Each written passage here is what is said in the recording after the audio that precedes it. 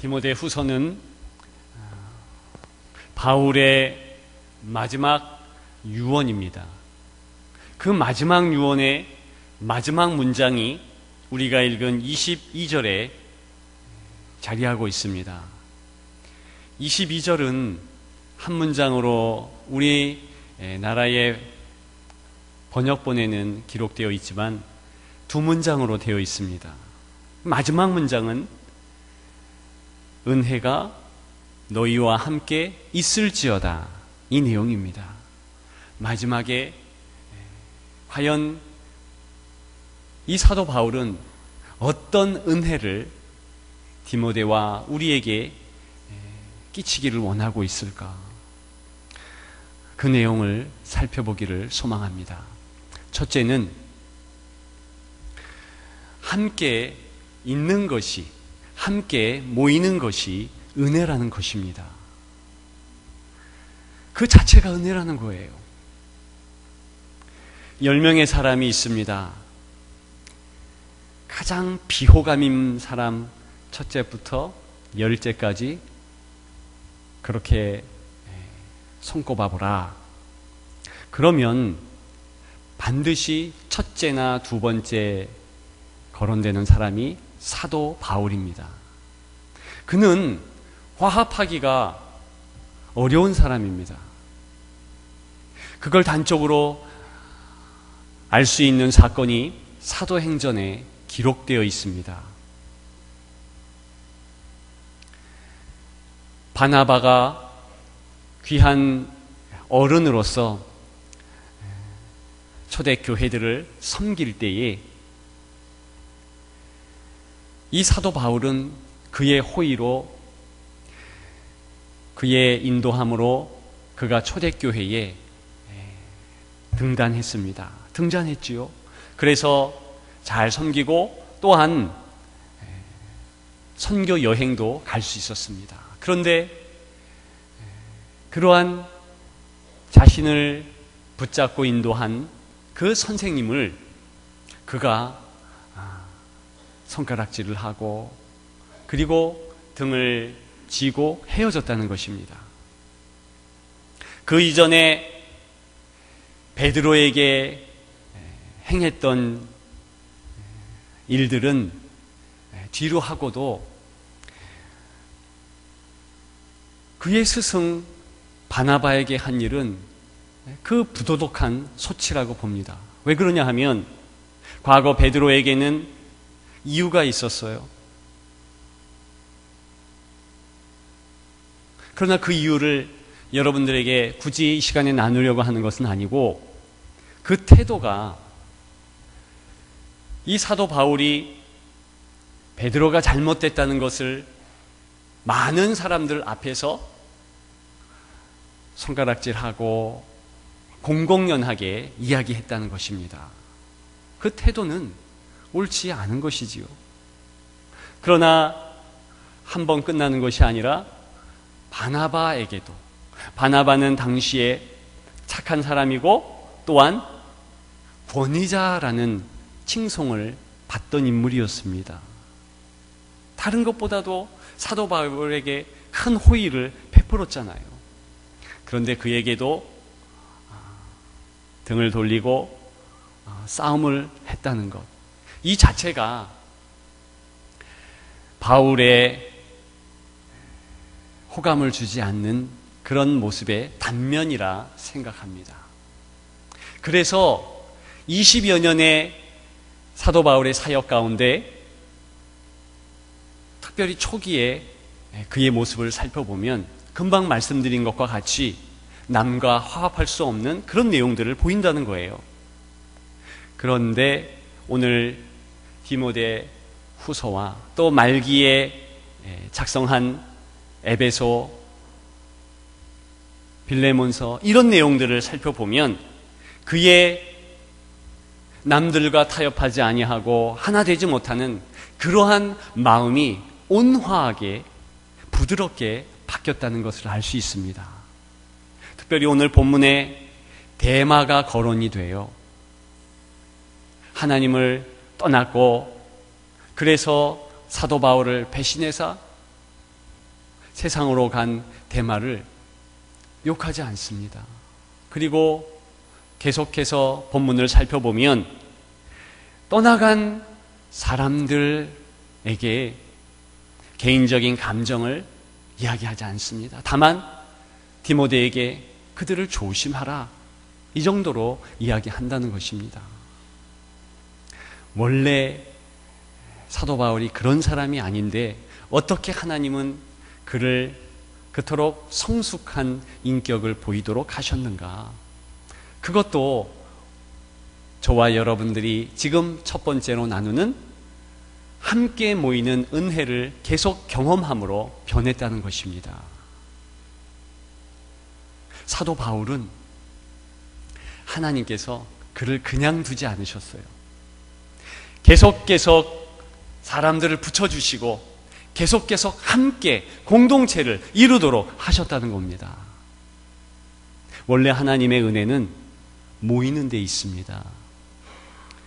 에덴 동산을 창설하시고 아담을 지으셨지요. 그가 독처하는 것, 혼자 있는 것이 좋지 않아서 그의 짝 하와를 배필로 주셨습니다.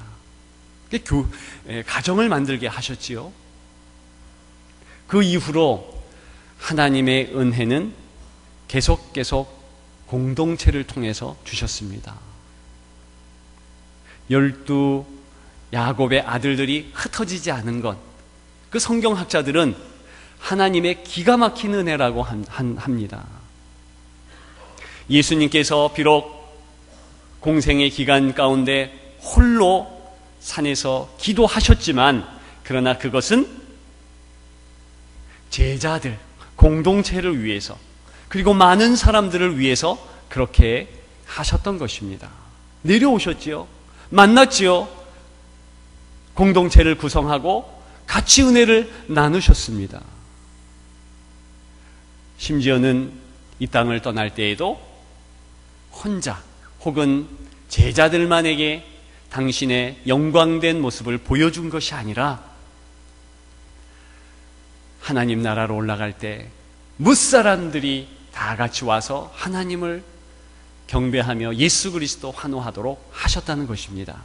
그 모습이 그대로 천국까지 이어집니다.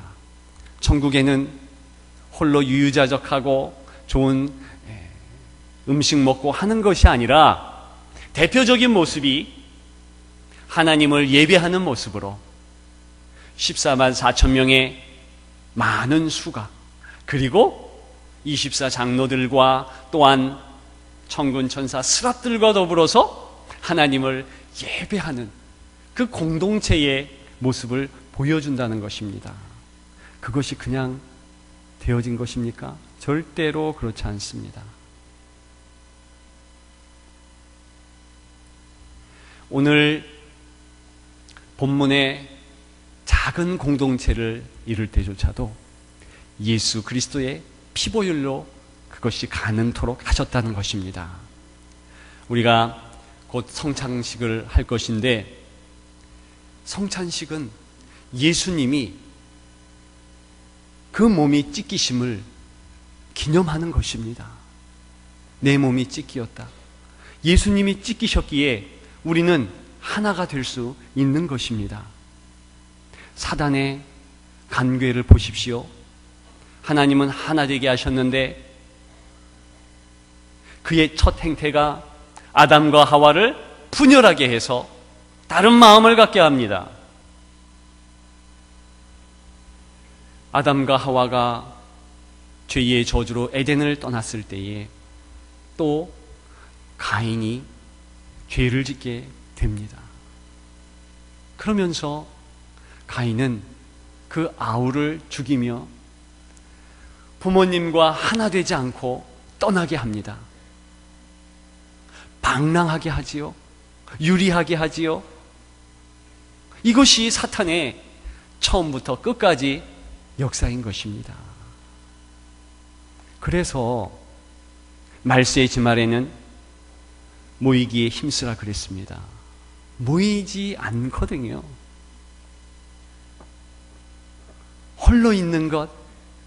하나님은 처음부터 좋지 않게 여겼고, 사도 바울을 홀로 두지 않고 하나님의 은혜로 말미암아 그를 다른 사람들로 공동체를 이루게 하셨다는 거예요. 오늘 본문 9절에 보십시오.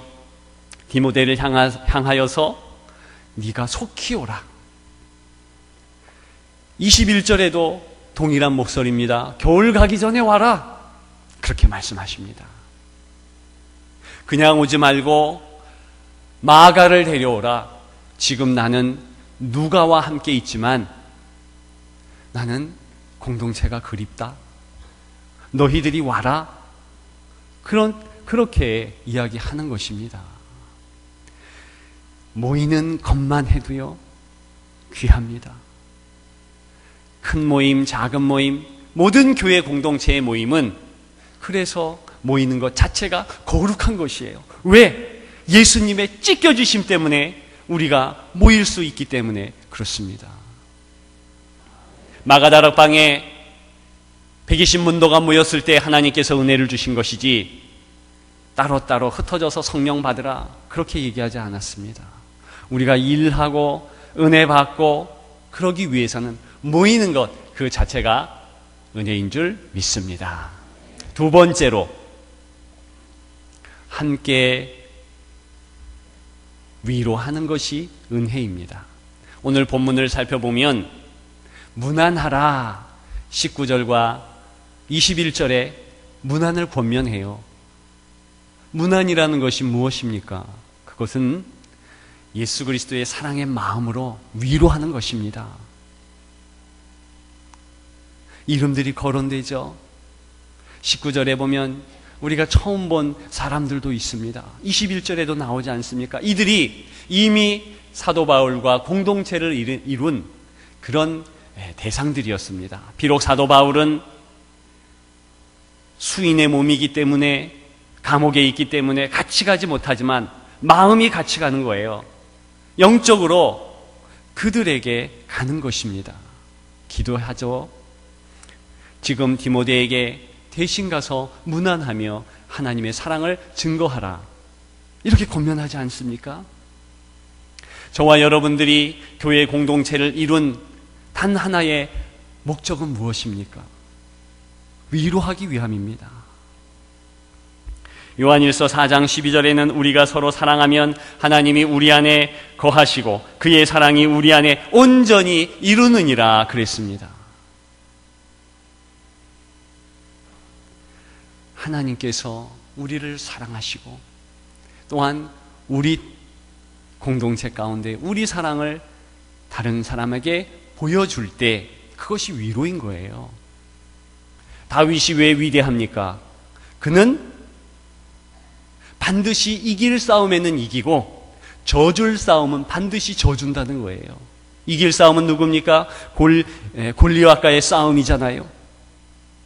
져줄 싸움은 어떤 대상과의 싸움입니까? 사울과의 싸움이에요. 사울이 싸우자고 달려들 때 같이 칼을 들고 달려들었으면 그러면 이후에 그리스도의 역사는 사멸되는 것이에요. 없는 거죠. 오히려 다윗은 그렇지 않고 칼을 내려놓고 도망간 거예요. 피한 겁니다. 저와 여러분들이 우리 교회의 성도들이 같이 모여서 은혜 받게 하는 것은 다른 일이 아니라 싸우기 위한 일이 아니라 단 한 가지 위로하기 위함인 줄을 믿습니다. 예, 그래야 안 믿는 형제들조차도 안 믿는 자매들조차도 아, 형제가 연합하여 동거함을 보니 하나님의 은혜가 크다. 그래서 하나님을 안다는 것입니다. 옆에 계신 보이는 성도들 잘 해주지 못하면 어떻게 하나님을 섬긴다 할 수 있겠습니까? 그것이 히브리서의 한 가지 큰 주제잖아요. 저와 여러분들이 하나님의 은혜 가운데서 섬기기에, 위로하기에 부족되지 않기를 주님의 이름으로 축원합니다. 마지막 세 번째로는 함께 나누기 위한 은혜입니다. 함께 나누기 위한 은혜. 함께 나누는 은혜는 두 가지가 있습니다. 첫 번째는 영적인 나눔이 있는 것입니다. 오늘 본문 17절에 보면 곁에 서서 힘을 주셨다. 누가 힘을 주셨습니까? 예수 그리스도께서 힘을 주셨다는 거예요. 18절에서는 주께서 건져내시고 또 구원하시리니 그랬습니다.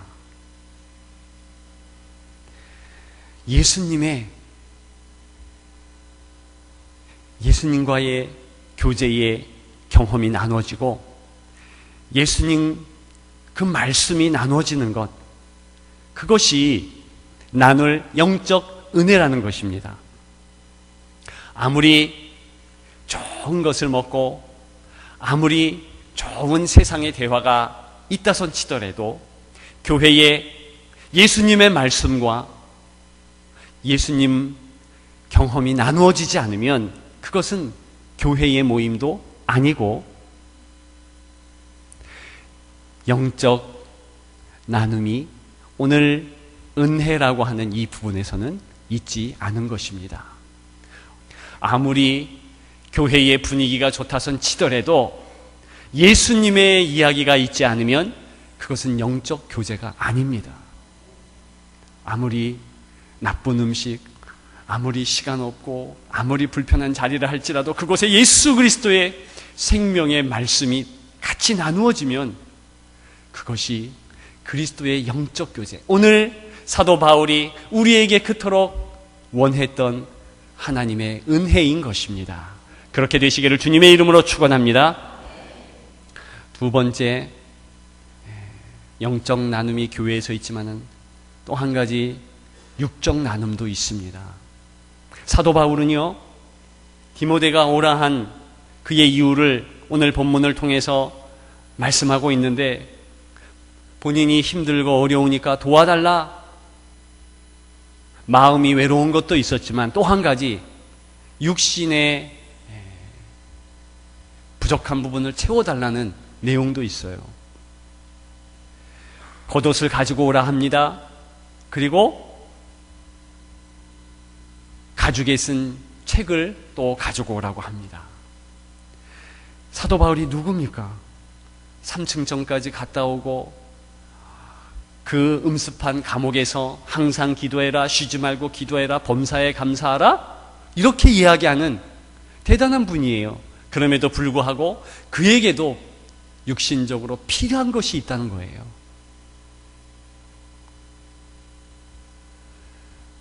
추우니까 겉옷이 필요한 것이지요. 모든 추위를 다 막을 수 없지만 최소한 그것을 통해서, 또 그 겉옷을 통해서 하나님의 사랑, 형제의 사랑도 느낄 수 있는 것이에요. 아, 하나님께서 형제를 통해서 이것을 허락하셨구나, 감사하지 않겠어요?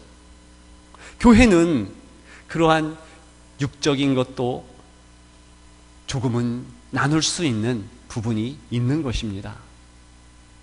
다 육신에 필요한 것을 채움받겠습니까? 그렇지 않지요. 조금이라도, 그러나 하나님께서 그 작은 것을 만져주실 때에 오병이어의 역사가 있는 거예요.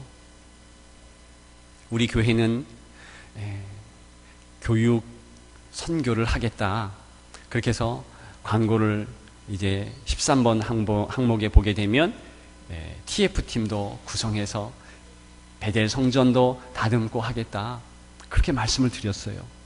그러면 어르신들은요? 당연히 어르신들도 모셔야죠. 교육 선교를 하겠다, 그런 의미는 그쪽만 치중한다, 그런 뜻이 아닌 거예요. 교회는 반드시 해야 할 5가지 내용들이 있습니다. 예배가 있고 선교도 있고 쭉 있는데 거기에 교제가 있어요. 교제, 디아코니아. 그 내용은 어른들도 기성세대도 잘 섬길 수 있도록, 아이들도 잘 섬길 수 있도록, 어디에 치우치지 않고 같이 하나님의 은혜를 나눌 수 있도록 그렇게 하는 것입니다. 우리가 왜 헌금을 하겠습니까? 우리 헌금하는 것이 하나님을 위해서입니까? 예, 맞지요. 어느 부분은 맞습니다. 그러나 하나님은 만유의 주예요. 만유의 주. 우주의 주인이시라는 뜻이잖아요. 필요한 것이 없어요. 우리가 가져온 헌물로 다음 세대를 섬깁니다. 그리고 부족하지만 어르신들도 섬깁니다. 복지재단을 통해서 지역사회도 섬기죠. 선교부에서는 열방을 또 섬깁니다. 감사하게도 저희 교회는 정말 재정에 있어서는 잘 흐르게 되어 있습니다. 고이지 않아요. 고여서 혹시나 리더들이 다른 생각을 절대로 먹지 못하도록 합니다. 다 흘러가요. 그래서 저와 여러분들은 헌금도 열심히 해야 돼요. 이런 얘기 많이 하지 않을 것입니다. 그러나 분명한 것은 우리가 헌물을 낼 때에 이 헌물이 우리 다음 세대에 복지재단을 통해서 또한 힘들고 어려운 지역 주민들과 또 몸이 불편한 분들 그리고 열방을 향해서 그렇게 나아갈 것입니다.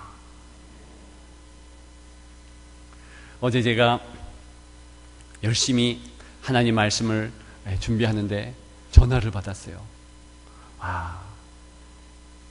상추나 혹은 오이나 이런 것을 드리고 싶다는 거예요. 그래서 제가 감동을 받았습니다. 큰 위로를 받았어요. 여러분, 그것을 값으로 치자면 그렇게 100만 원이 넘고 200만 원이 넘겠습니까? 마음이잖아요, 마음.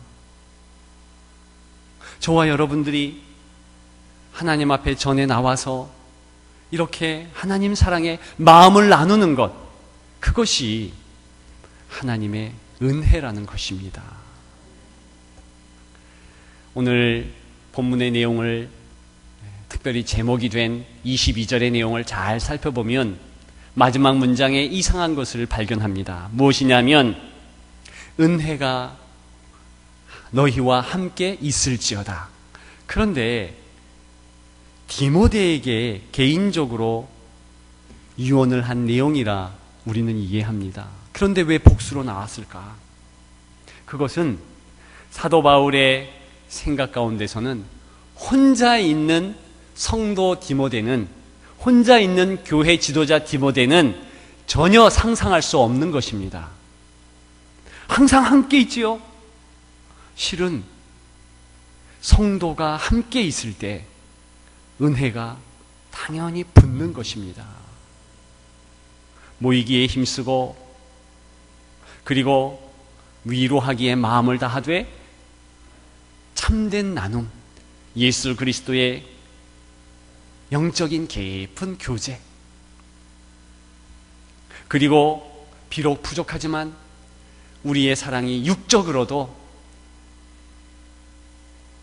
오병이어와 같이 전달될 때 하나님의 역사하심을 목도하고 비로소 함께 있는 우리에게 하나님의 은혜가 있구나, 그렇게 감사할 줄 믿습니다. 저와 여러분들 그렇게 하나님을 완전히 섬기고 영광 돌리는 우리 교회, 하나님이 사랑하시는 공동체 되기를 주님의 이름으로 축원합니다.